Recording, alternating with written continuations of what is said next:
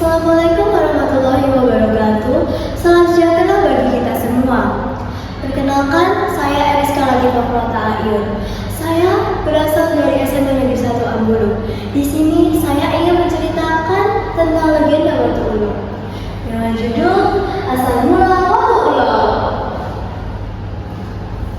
Dahulu kala terdapat kerajaan bernama Abdi Kencana. Kerajaan itu dikelilingi oleh hutan yang sangat luas dan tepat berada di Jember Selatan. Kerajaan itu memiliki seorang pemimpin yang sifatnya itu adil dan juga bijaksana.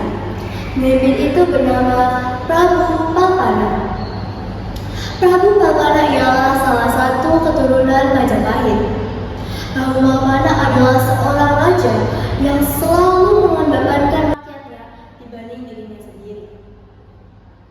Prabu Palpana mampu menciptakan suasana yang aman, tentram, damai, serta makmur di kalangan kerajaan Abdi Kencana.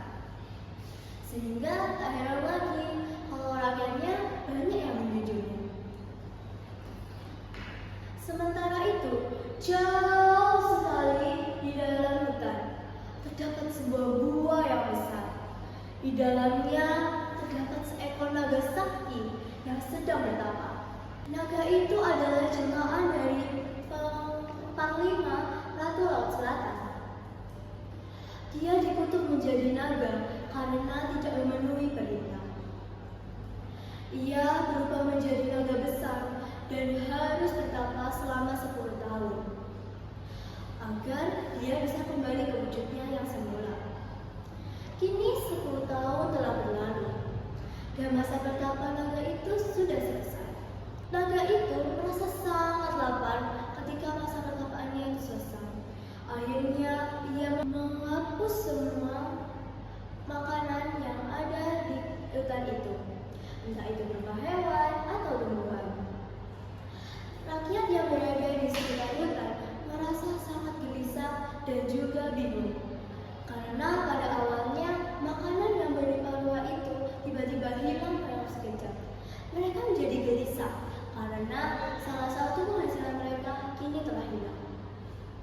Tak sampai situ saja, ketika semua makanan yang ada di hutan telah habis, sang naga mulai pergi ke desa dan mengambil ternak-ternak warga. Bahkan si naga sampai menculik anak-anak.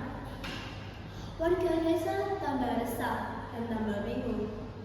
Pada awalnya mereka tak tahu siapa dalang di balik semua ini. Tetapi pada akhirnya mereka tahu kalau nagalah dalang di balik semua itu. Namun meskipun mereka tahu siapa dalang di balik semua itu, mereka tak dapat berbuat apa-apa karena merasa takut pada naga itu. Akhirnya mereka mengirim utusan untuk pergi ke istana kerajaan dan menemui Prabu Palpana. Para utusan itu melaporkan apa yang terjadi di desa. Bagaimana naga itu menculik anak-anak, bagaimana naga itu mengambil ternak warga, dan sebagainya. Prabu Palpana menanyakan saran naga itu kepada para utusan, dan para utusan menjawab bahwa sarang naga itu berada di daerah hutan. Akhirnya Prabu Palpana mengirimkan pasukan ke hutan. Sayang seribu sayang, entah berapa maksimal usaha yang telah pasukan itu lakukan, mereka tetap kembali ke kerajaan dengan tangan kosong. Malahan mereka kembali dengan keadaan yang parah, banyak luka di sekujur tubuh mereka. Prabu Palpana merasa sangat murka karena mengetahui kebingasan naga tersebut, dan lalu mengetahui fakta bahwa kerusuhan yang terjadi di negaranya itu kemungkinan akan terus berlanjut karena naga itu. Akhirnya Prabu Palpana berusaha memutar otak dan mencari tahu siapa yang bisa membantunya saat ini atau siapa yang dapat menemaninya saat itu. Akhirnya Prabu Palpana mendapatkan suatu ide tentang siapa yang dapat membantunya. Prabu Palpana menyampaikan kepada penasihatnya bahwa dia akan menemui Wiku.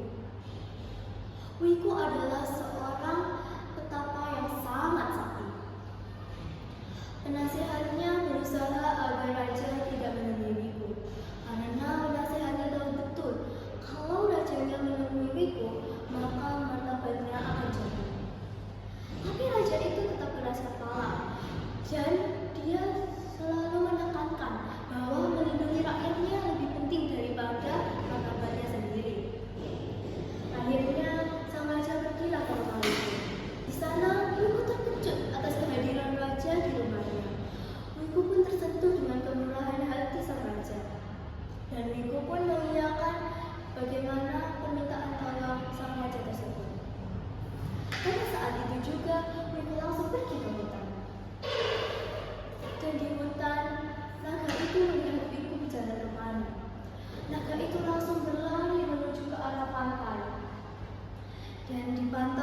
dia memanggil-manggil nama ratunya untuk meminta tolong. Akhirnya ratunya pun muncul. Ia memohon kepada ratunya agar ia bisa kembali ke istana dasar laut. Dan sang ratu hanya mengatakan, "Aku mengerti, tetapi kau tak bisa kembali karena kau harus bertapa lagi selama 40 hari 40 malam agar engkau bisa selamat." Dengan sedikitnya kalimat itu, sang ratu langsung menghilang tanpa obat. Sang naga hanya mendengus kesal dan berkata pada dirinya sendiri, "Padahal aku sudah bertapa selama 10 tahun, masih saja disuruh bertapa lagi." Akhirnya naga itu mencari tempat yang nyaman untuk bertapa, dan dia juga mulai menyadari bahwa dia juga tak bisa untuk tidak melaksanakan perintah sang ratu. Di kerajaan, sang wiku dan sang raja sedang berbincang-bincang. Sang raja masih sangat khawatir karena sang naga belum juga bertapa. Sang raja kemudian berkata, "Aku tak bisa membiarkan naga itu bebas berkeliaran. Keamanan negeri ini tidak akan terwujud kalau terus seperti ini. Kita harus segera menangkap raja itu."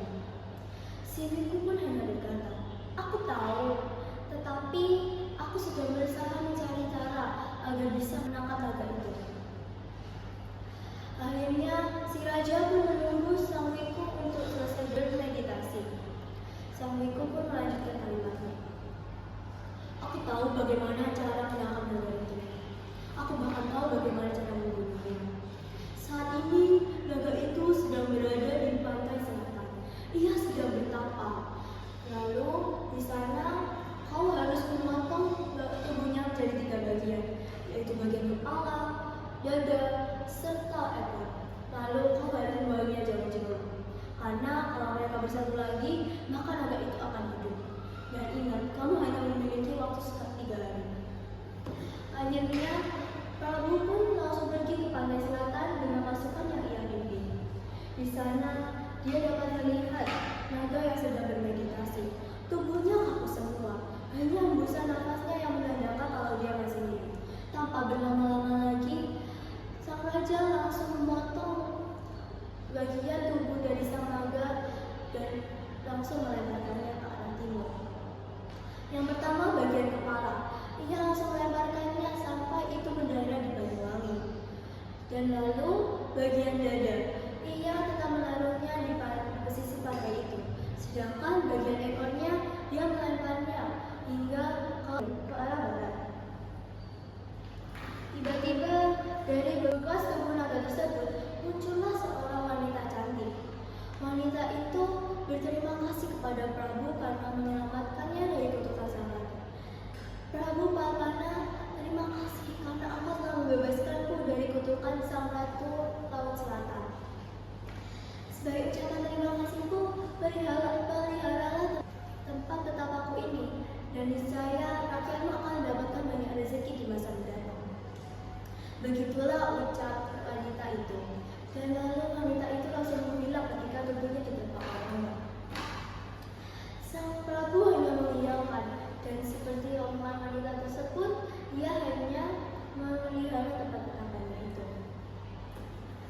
Dan benar saja, omongannya itu bukan hanya omong kosong, tetapi omongan yang mengandung fakta. Tempat itu dinamai menjadi Watu Ulo dan menjadi salah satu destinasi wisata yang populer, sehingga dapat menambah pemasukan rakyat yang di sekitarnya. Baiklah,